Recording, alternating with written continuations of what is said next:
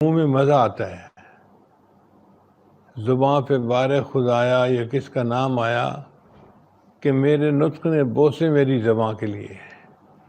یعنی ان الفاظ کو ادا کرتے ہوئے ایسے لگتا ہے جیسے منہ میں زبان کا مزہ آ رہا ہوتا ہے. پھر اس کے بعد فاتحہ ہے. سورہ فاتحہ کی بہت اہمیت ہے.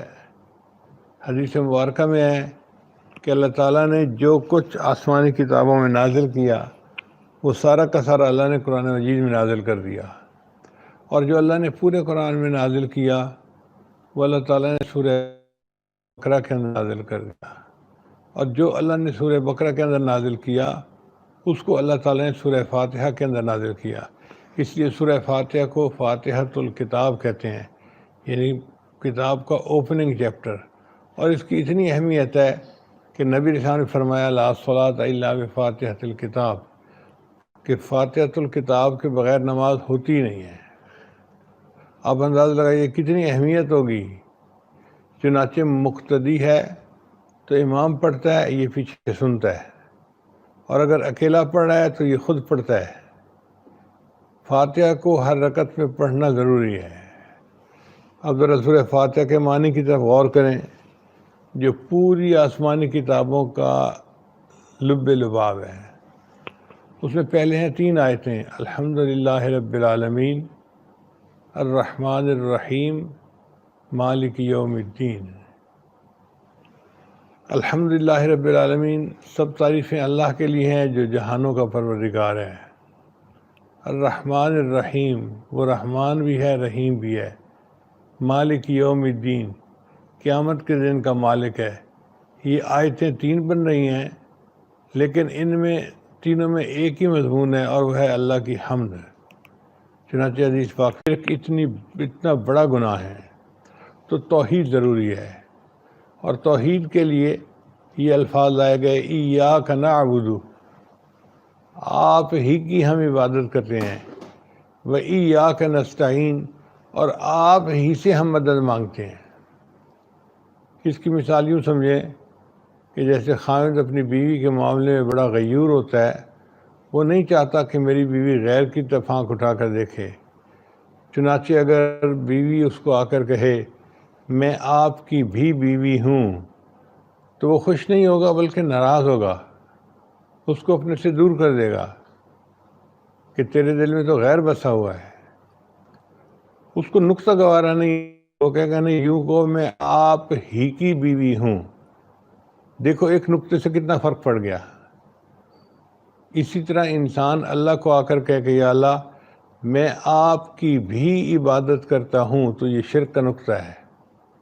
اللہ کہتے ہیں نہیں میرے بندے، یوں کو آپ ہی کی عبادت کرتا ہوں، و ایاک نستعین، اور آپ ہی سے مدد مانگتا ہوں. چنانچہ آپ دیکھیے کہ تمام آسمانی کتابوں کا نچوڑ یہ مدعا ہے، اے اللہ ہم آپ ہی کی عبادت کرتے ہیں اور آپ ہی سے ہم مدد مانگتے ہیں. پھر جب مدعا بیان ہو گیا تو اس کے بعد دعا سکھائی شریعت نے. تو سورہ فاتحہ کے 3 حصے ہوئے. پہلی 3 آیتیں اللہ تعالیٰ کی حمد ہوئی، پھر ایک آیت میں مدعا بیان کیا گیا، اور پھر بعد کی 3 آیتوں میں دعا بیان کی گئی. دعا کیا ہے؟ اہدنا الصراط المستقیم، اے اللہ میں سیدھے راستے کی رہنمائی فرما دے. صراط الذین انعمت علیہم، ان لوگوں کا راستہ جن کے اوپر آپ نے انعام کیا، جو آپ کے انعام یافتہ بندے ہیں، ان کا راستہ میں دکھا دے. غیر المغضوب علیہم ولا الضالین، اور اے اللہ جن پر آپ کا غضب ہوا یا جو گمراہ ہو گئے ان کے راستے سے ہمیں بچا دینا. تو یہ دعا مانگ کے فاتحہ کا اختتام ہوا.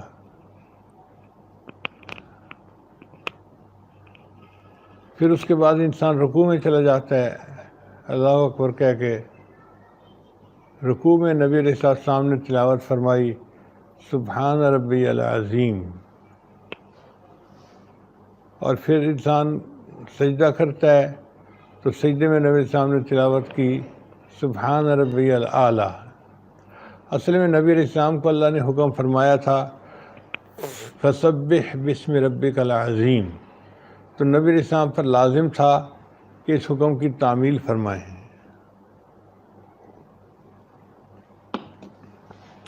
چنانچہ اللہ کے پیارے حبیب صلی اللہ علیہ وسلم نے رکوع میں اس تسبیح کو شامل کر لیا، سبحان ربی العظیم، سبحان ربی العظیم۔